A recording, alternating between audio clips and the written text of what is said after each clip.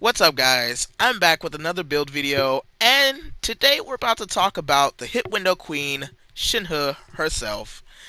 Her voice, design, and personality is stunning, and I hope you guys are just as excited as me for her release. But with all that being said, let's get into how to build her. Let's dive in.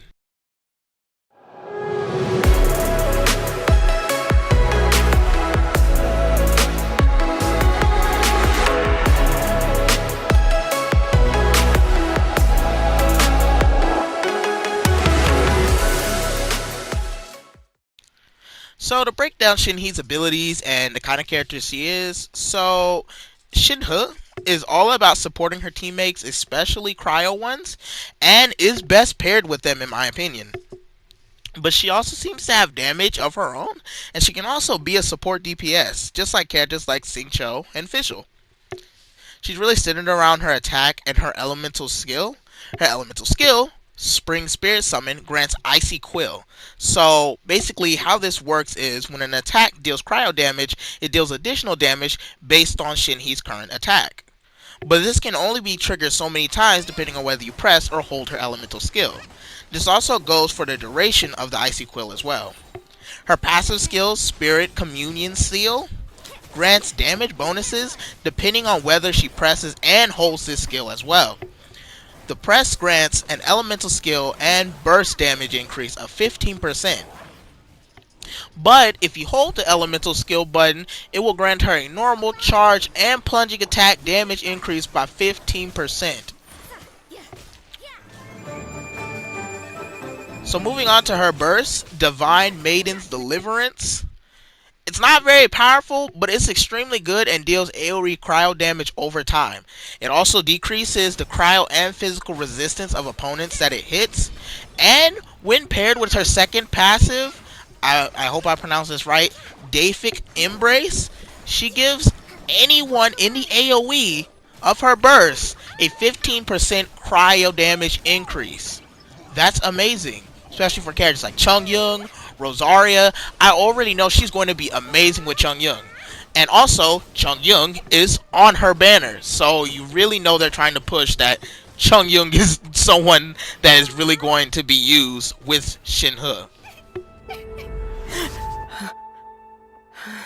Another nightmare. Huh? One has told you before. Be not complacent. Alright, so moving on to some weapons that I think would be really good for her. Some free-to-play friendly weapons that I would choose for her, since now we know about her abilities and how her gameplay will function. I'm going to start from least recommended weapon to most recommended weapon. So we're going to start with the Ketane Crossspear. So the Ketane Crossspear increases your elemental skill damage, and after it hits, you will lose 3 energy, but regenerate 3 energy every 2 seconds for 6 seconds. Its ability allows for a stronger elemental skill, which she is kind of also centered around her elemental skill, and it also gives elemental mastery for melt and other mixes. It can also provide energy for her to use her burst more often. The next one on, I guess, my little tier list that I have is the Prototype Star Glitter. So after using an elemental skill, her normal and charged attack damage is increased by 8% for 12 seconds, and this can stack twice. So as we know, she increases her normal and charged attack with her first passive, so this will just add a bigger increase to her normal attack strings and make them stronger. This will also give her more energy recharge because it has energy recharge as a substat, so you can use your burst a lot more often as well. So the last weapon and the most recommended weapon that I think would be really good for her is definitely the Catch. It's also the one I'm going with. So the Catch increases elemental burst damage by 16% and burst crit rate by 6%.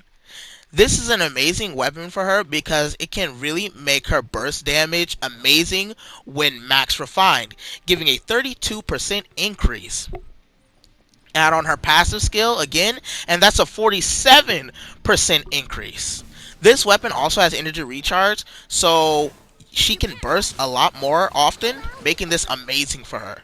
This is personally the weapon I'm going for, and it's pretty easy to max out as well. You just gotta grind a lot of fishing, which I have been doing.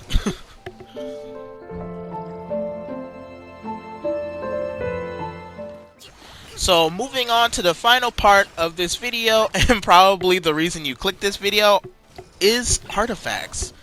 So I don't think you want to go for full sets, at least not full sets per se, and focus on boosting certain attributes you want to capitalize on her.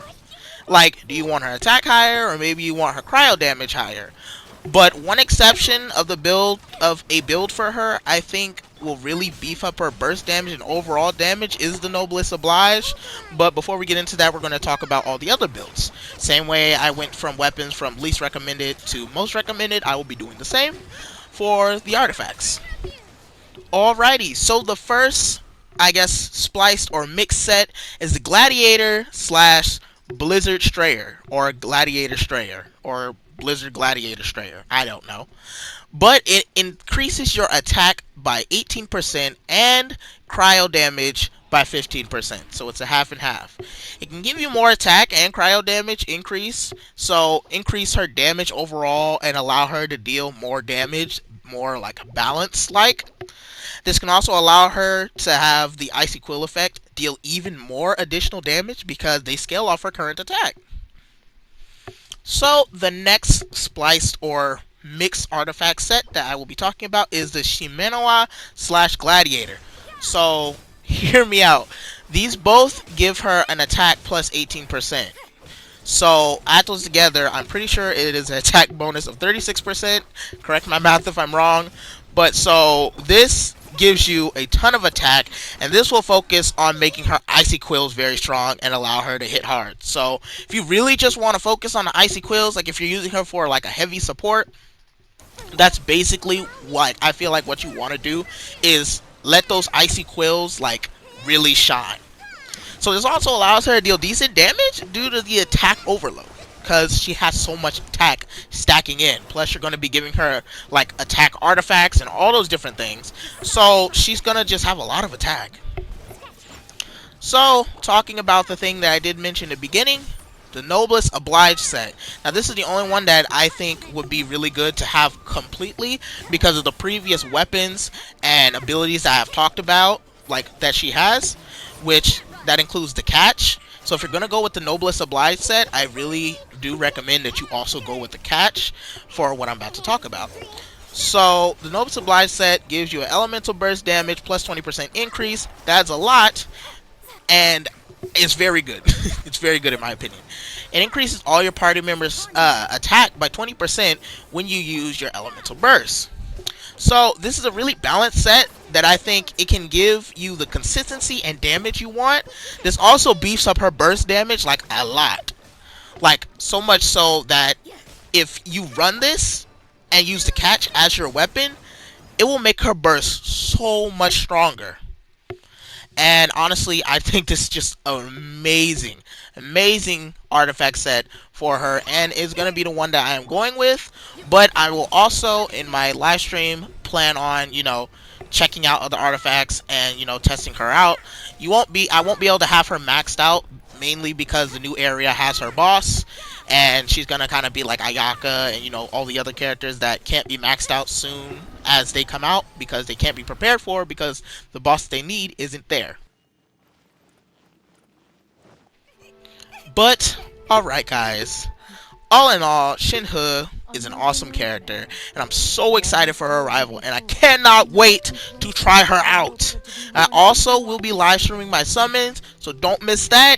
And stay tuned for my Yunjin build video, which should be coming a day after this one, or maybe the same day. I don't really know. But that will do it for this video. Don't forget to splash that like button and subscribe for more updates and build videos on all things Genshin. And also comment down below who you are actually excited for. Are you excited for Yunjin or Shenhe? Or maybe even both? And as always, thanks for watching, and I'll see you in the next one. Later.